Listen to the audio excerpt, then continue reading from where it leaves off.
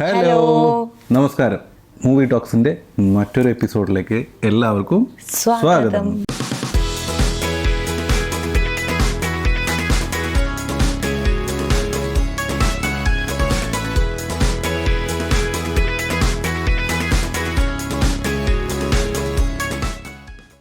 അപ്പൊ ഇന്ന് പ്രതി ഛായ ബി ഉണ്ണികൃഷ്ണന്റെ രചന സംവിധാനം. ബി ഉണ്ണികൃഷ്ണൻ എന്ന് പറഞ്ഞപ്പോൾ എനിക്ക് വലിയ ഒരു എക്സ്പെക്ടേഷൻ ആക്ച്വലി എനിക്ക് അറിയില്ലായിരുന്നു. ഞാൻ രചന എന്നുള്ള സാധനം ക്രെഡിറ്റ് കാണിക്കുന്ന സമയത്ത് ഞാൻ അതിൽ കണ്ടു, പക്ഷെ ഞാൻ ഡയറക്ഷൻ പുള്ളിയാണെന്ന് ഞാൻ നോട്ട് ചെയ്തതേ ഇല്ല. ഇപ്പോഴ് കഴിഞ്ഞപ്പോഴാണ് എന്നുള്ള രീതിയിലൊക്കെ ആയിരുന്നു വലിയ. പിന്നെ ഒരു മിക്സഡ് റിവ്യൂ ഒക്കെയാണ് വന്നത്. പിന്നെ കോക്കിന്റെ റിവ്യൂ ഒക്കെ കണ്ടപ്പോ എന്റെ ആകെ പ്രതീക്ഷയൊക്കെ പോയി. ഒരുമാതിരി വലിച്ചു കയറി ഒട്ടിച്ച അത് പിന്നെ ബി ഉണ്ണികൃഷ്ണൻ എപ്പോഴും ചെയ്താൽ അയാള് നല്ലത് പറയാറില്ല. നല്ല പടങ്ങൾ നല്ലതെന്ന് പക്ഷേ അല്ല, നമ്മളെ അഭിപ്രായം പറയാം വെച്ച് ലാഗ് അടിപ്പിക്കാണ്ട്. നല്ല പടം, ശരിക്കും നല്ല പടമാണ്. എങ്ങനെയുള്ളൊരു പൊളിറ്റിക്കൽ അറ്റയറിലുള്ള ഒരു ആ ഒരു ജോണിലുള്ള ഒരു പടം. കുറെ നാളുകൾക്ക് ഇറങ്ങിയതില് ക്ലീശകളില്ല. ശരിക്കും ഇങ്ങനത്തെ പടങ്ങളൊക്കെ ചെയ്യുമ്പോ ഒരുപാട് ക്ലീശകൾ വരാറുണ്ട്. ഡയലോഗിലായാലും പ്രസന്റേഷനിലായാലും. ഈവൻ പൊതുവെ ഉണ്ടാവുന്നത് നല്ലവനായ ഒരാള് അയാളെ ബാഡ് ആ പ്രതിച്ഛായ ഇതാക്കാൻ വേണ്ടിയിട്ടുള്ള സംഭവങ്ങൾ ഉണ്ടാവുക. ഇത് നല്ലവനായ ഒരു എന്താ പറയാ മുഖ്യമന്ത്രിന്റെ കഥയൊന്നും അല്ല ഇത്. അതിപ്പോ ഭയങ്കര മെച്ചോർഡ് ആയിട്ടുള്ള ക്യാരക്ടേഴ്സ് ആണ്. അത് ഈവൻ അതിന്റെ റൈറ്റിംഗ് ഒക്കെ വളരെ നന്നായിട്ട് തോന്നി. ബി ഉണ്ണികൃഷ്ണൻ അത്യാവശ്യം പണിയെടുത്തിട്ടുണ്ട്. മേക്കിംഗ് ഒക്കെ നല്ല മേക്കിംഗ്. ഈവൻ മേക്കിംഗ് കുറച്ച് ആസ് എ ഫിലിം എൻതൂസിയാസ്റ്റ് എന്നുള്ള രീതിയിൽ അതിൽ കുറച്ചൊക്കെ പഠിക്കാനൊക്കെ ഉള്ള എലമെന്റ്സുകളൊക്കെ ഉള്ള പോലെ എനിക്ക് തോന്നി. കാരണം മേക്കിംഗ് നല്ല രസമുള്ള മേക്കിംഗ് കണ്ടിരിക്കാനുള്ളൊരു. എനിക്ക് പറയുമ്പോൾ ചില ഷോട്ടുകളൊക്കെ നിങ്ങൾ പറയുമ്പോൾ ക്യാമറ ഇങ്ങനെ വരുന്നൊക്കെ കണ്ടു.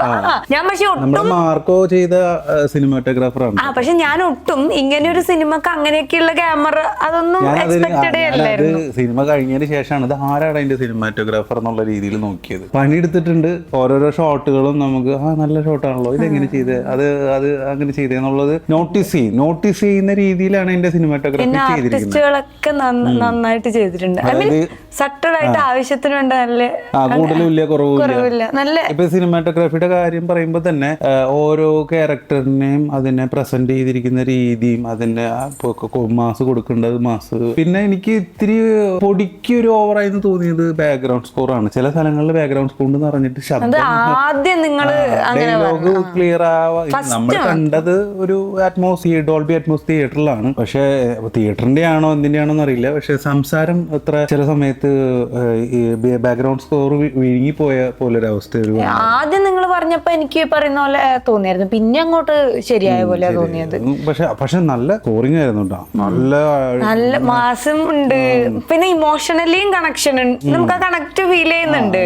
സാധാരണ നമ്മൾക്ക് ഈ രാഷ്ട്രീയ ഫിലിം കാണുമ്പം തോന്നാത്തൊരു ഇമോഷണൽ കണക്ഷൻ ഒക്കെ ഉണ്ട്. രാഷ്ട്രീയത്തിലൂടെ തന്നെ അതിലെ ഒരു ഫാമിലി, ഒരു അച്ഛൻ മകൻ ബന്ധം. ആക്ച്വലി രാഷ്ട്രീയത്തിന്റെ കഥയല്ല, ഫാമിലി ഒരു ഇതാണ്. അതില് പക്ഷെ അതില് ഈ ഒരു നാട്ടിൽ നടക്കുന്ന ഈ ഇലക്ഷനും അതിനൊക്കെ ചെറിയ രീതിയിൽ വരച്ചേക്കാവുന്ന, അല്ലെങ്കിൽ നമ്മളെ ഞാൻ ചിന്തിച്ചു കേട്ടോ അങ്ങനെ ഒരു പക്ഷേങ്കില് നമ്മളിപ്പോ രാഷ്ട്രീയം എന്ന് പറഞ്ഞിട്ട് ഒരു നമ്മള് നിന്ന് നോക്കുന്ന ഇതല്ലാണ്ട് അതിന്റെ ഉള്ളിൽ ഇതുപോലെയുള്ള എന്തൊക്കെ സംഭവങ്ങൾ നടക്കുന്നുണ്ടാകും. മീഡിയയുടെ റോൾ എന്താണ്, മീഡിയ എങ്ങനെയാണ് പല മാനിപ്പുലേഷൻസ് ചെയ്യുന്നത്, അതൊക്കെ പച്ചച്ചോറ് തിന്നുന്ന എല്ലാവർക്കും ഇപ്പൊ അറിയാം. മീഡിയയുടെ റോൾ എന്താണ്, അവരെന്താണ് ചെയ്യുന്നത്, വാർത്ത എന്താണ്, സത്യം എന്താണ്, ഇതൊക്കെ നമുക്കറിയാം. അപ്പൊ അതിന്റെ ഒക്കെ കുറെ കാര്യങ്ങൾ ഇതിലൂടെ ഈ സിനിമയിലൂടെ പറഞ്ഞു പോകുന്നുണ്ട്. അതില് കാസ്റ്റിംഗ് വളരെ ഇഷ്ടപ്പെട്ടതെന്ന് വെച്ചാല് ബാലചന്ദ്രൻ മേനോൻ.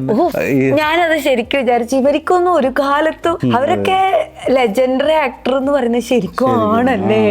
എത്ര കാലമായി ഇങ്ങനെ, അതായത് ഒരുപാട് സ്ക്രീൻ ടൈം ഉണ്ടാകും. അതായത് ആദ്യത്തെ ഒരു ഫസ്റ്റ് ഹാഫില് ഒരുപാട് സ്ക്രീൻ ടൈം ഉണ്ട്. പക്ഷെ ഒട്ടും ബോറടിപ്പിക്കാതെ ആ മനുഷ്യൻ ഇങ്ങനെ കണ്ടിരിക്കാൻ സത്യം പറഞ്ഞ കൊതി തോന്നില്ല നമുക്ക്. അയ്യോ, കാരണം കൊറേ കാലായില്ലേ അങ്ങനെ പ്രോപ്പർ ആയിട്ട് പുള്ളി നമ്മളങ്ങനെ ഒരു വലിയൊരു സിനിമയിൽ അങ്ങനെ കണ്ടിട്ട്.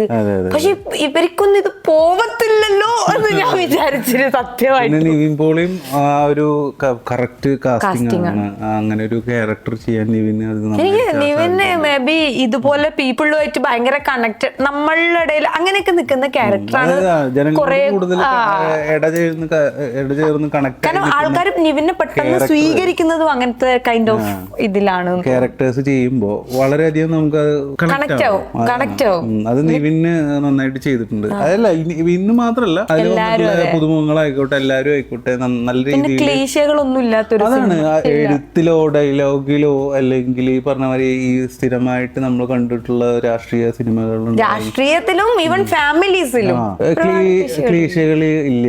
ഈവൻ വളരെ മെച്ചോർഡ് ആയിട്ടുള്ള ക്യാരക്ടർ, ഈവൻ അവരുടെ സ്നേഹങ്ങൾ കാണിക്കുന്നതും അച്ഛൻ മകൻ ബന്ധം കാണിക്കുന്നതും ഓവർ ക്ലീശയല്ല. എന്നാൽ നമ്മളെ പ്രഡിക്ഷൻസ് പല സമയത്തും, അതായത് നമ്മൾ എക്സ്പെക്ട് ചെയ്യുന്ന സാധനം ഉണ്ടല്ലോ, ഒരു ഭാര്യ അല്ലെങ്കിൽ ഒരു ഭാര്യ ഭർത്താവ് അല്ലെങ്കിൽ ഒരു ഭാര്യ ഭർത്താവിന് ഒരു വിദേശത്തേക്ക് യാത്ര ചെയ്യുമ്പോൾ അവിടെ ഉണ്ടാവുന്ന എക്സ്പെക്ട് ചെയ്യുന്ന സീനുകളോ അല്ലെങ്കിൽ സംസാരങ്ങളോ നമ്മളെ എക്സ്പെക്ടേഷൻ ഒക്കെ മാറ്റിമറിക്കുന്ന രീതിയിലാണ് അതിന്റെ മീൻസ് അങ്ങനത്തെ ക്ലീശകളൊക്കെ ഒന്നുമില്ല. വളരെ നോർമലി നമ്മൾ കാണുന്ന ഒരു സംഭവം എന്ന് പറഞ്ഞാൽ ഇപ്പം അച്ഛൻ മകൻ അമ്മ ഇങ്ങനത്തെ ഒക്കെ വരുമ്പോ ഒന്നിക്കൽ ഭയങ്കര സ്നേഹമായിരിക്കും, ഇല്ലെങ്കിൽ അവർ തമ്മിൽ ഒരു ലവ് ഹേറ്റ് പോലത്തെ അങ്ങനത്തെ ആയിരിക്കും. ഇതൊന്നല്ല, നാച്ചുറലി ഉള്ള ഒരു സാധനം, വളരെ സ്വാഭാവികമായിട്ട്, എന്നാൽ അതിന്റെ ഇന്റൻസിറ്റി അതിൽ കാണിക്കുന്നുണ്ട്.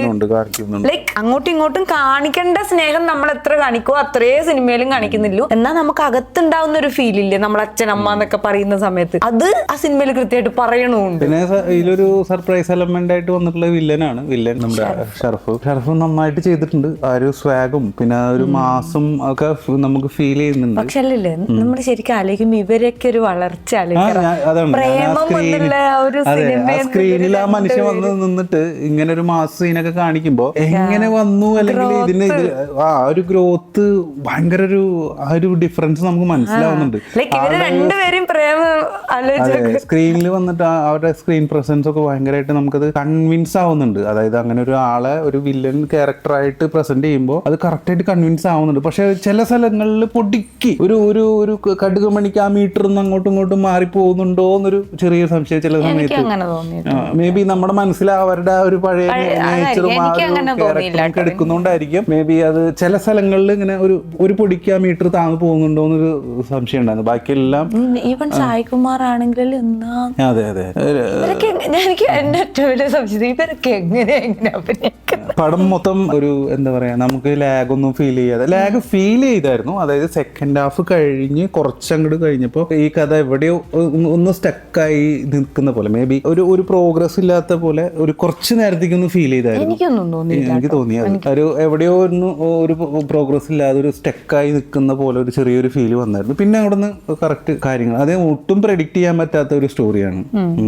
അതിൽ വന്നിരിക്കുന്ന കാര്യങ്ങളും ഇതില് ക്ലൈമാക്സിലേക്ക് എങ്ങനെ എത്തിക്കും എന്നുള്ളതിനെ കുറിച്ച് യാതൊരു രീതിയിലും നമുക്ക് പ്രെഡിക്റ്റ് ചെയ്യാൻ പറ്റില്ല. അങ്ങനത്തെ ഒരു സ്റ്റോറിയാണ്. അതുകൊണ്ട് തന്നെ നിങ്ങൾ പറയുമ്പോൾ എനിക്ക് അതുകൊണ്ട് ലാഗ് അടിച്ചില്ല. എനിക്ക് അതെന്താണെന്നറിയോ, കാരണം നമുക്ക് സ്ഥിരമായിട്ടൊരു കുറെ കാര്യങ്ങൾ നമ്മുടെ മൈൻഡിൽ കൂടെ ഒരു കാൽക്കുലേഷൻ പോകും, ഇങ്ങനെയായിരിക്കണം സ്റ്റോറി പോകുന്നത്, അല്ലെങ്കിൽ ഇതായിരിക്കും അടുത്ത.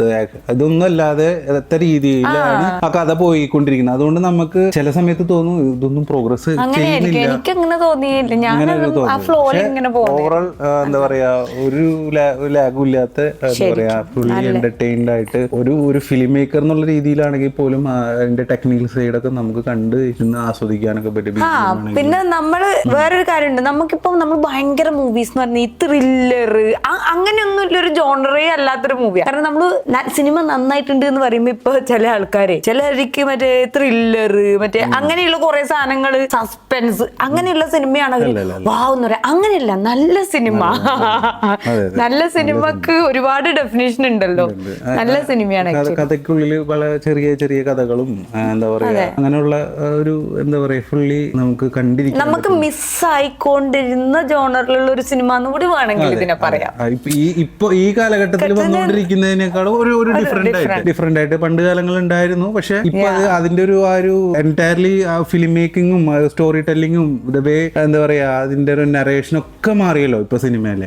അപ്പോ പക്ഷെ ഇത് നമ്മള് പണ്ട് കാലങ്ങളിലൊക്കെ ഉണ്ടായിരുന്ന അല്ലെങ്കിൽ പക്ഷെ അത് നമുക്ക് എന്നാ അതിൽ പുതിയ എലമെന്റ്സ് ആഡ് ചെയ്തിട്ട് നമുക്ക് ഇഷ്ടപ്പെടുന്ന രീതിയിൽ ഉള്ള ഒരു സിനിമ കൃഷ്ണൻ അത് നന്നായിട്ട് ചെയ്തിട്ടുണ്ട്. അപ്പൊ എല്ലാവരും തിയേറ്ററിൽ പോയി കാണണം എന്ന് പറയാന്ന് വെച്ചാല് ഇതില് നമുക്ക് ആ ഒരു ശബ്ദത്തിന്റെയും അല്ലെങ്കിൽ ആ ഒരു ബീജിയത്തിന്റെയും അല്ലെങ്കിൽ ആ ഒരു സിനിമാറ്റോഗ്രാഫിയുടെ ഭംഗിയും ആ ഓരോ ഫ്രെയിം വെച്ചിരിക്കുന്നതിന്റെ ഭംഗിയും കാര്യങ്ങളൊക്കെ അത് കണ്ട് ആസ്വദിക്കണമെങ്കിൽ അത് തിയേറ്റർ വാച്ച് തന്നെയാണ്. അപ്പൊ എല്ലാവരും തിയേറ്ററിൽ പോയിട്ട് കാണാം. ഇതൊക്കെ ഞങ്ങളുടെ അഭിപ്രായം കേട്ടോ. മിക്സഡ് ആയിട്ടുള്ള അഭിപ്രായങ്ങളൊക്കെ ചിലപ്പോ വേറൊരു പക്ഷെ അശ്വന്ത് ഗോക്ക് എന്തുകൊണ്ട് ഇങ്ങനെ പറഞ്ഞത് അശ്വന്ത് തല അടിച്ചു പൊട്ടിക്കണം അന്നൊരു ഞാൻ ആളെ പറ്റി പലതും ആൾക്കാർ പറയുന്നുണ്ടെങ്കിലും ആളുടെ റിവ്യൂസ് എനിക്ക് കുറച്ച് ടെക്നിക്കലി ആള് പറയുന്ന കാര്യങ്ങളൊക്കെ എനിക്ക് കറക്റ്റ് ആണെന്ന് തോന്നാറുണ്ട്. ചിലപ്പോ ഈ മണ്ടത്തരങ്ങൾ ചിലപ്പോ ഈ പറഞ്ഞ ഞാൻ കേൾക്കാറില്ല. കാരണം എനിക്ക് ആ കോസ്റ്റ്യൂം ഇട്ട് വരുന്നത് കാണുമ്പോ തന്നെ ലൈക്ക് സിനിമേനെ ജഡ്ജ് ചെയ്യാൻ എല്ലാവർക്കും അധികാരം ഉണ്ട്, അവകാശം. നമ്മൾ പൈസ കൊടുത്ത് കാണുന്നവരാണ് ആയിരിക്കും. അതിനിപ്പം ഭയങ്കര ക്രിയേറ്റീവ് മൈൻഡ് അങ്ങനെയൊന്നുമില്ല. എനിക്ക് സിനിമ ചിലത് ഇഷ്ടപ്പെട്ടു, നിങ്ങൾക്ക് ഇഷ്ടമല്ലാത്തത് എനിക്ക് ഇഷ്ടപ്പെട്ടു. ലൈക്ക് ഓരോരോ ആളും ഓരോരോ ആംഗിളിൽ കാണുന്നവരാണ്. പക്ഷേങ്കിൽ അതിനൊരു കോമാളി വേഷത്തിൽ വന്ന് ജഡ്ജ് ചെയ്തിരിക്കണം എന്നുള്ള അഭിപ്രായം എനിക്ക് ഇല്ലാത്തതുകൊണ്ട് ഞാൻ അദ്ദേഹത്തിന്റെ ഇത് കാണാറേ ഇല്ല. ഭയങ്കര നിരാശയുണ്ട് അങ്ങനെ ഒരു അഭിപ്രായം ആള് പറഞ്ഞില്ല. അത് ആളുടെ അഭിപ്രായം, ഞങ്ങള് പറഞ്ഞപ്പോ നമ്മളെ അഭിപ്രായം ചിലപ്പോ നിങ്ങൾ കാണുമ്പോ അത് വേറെ ഒരു അഭിപ്രായമായിരിക്കും. അതൊക്കെ നിങ്ങൾ എക്സ്പീരിയൻസ് ചെയ്ത് നിങ്ങൾ തീരുമാനിക്കുക. അപ്പോ വീണ്ടും മറ്റൊരു സിനിമാ സംസാരവുമായി വരുന്നവരേക്കും ബൈ.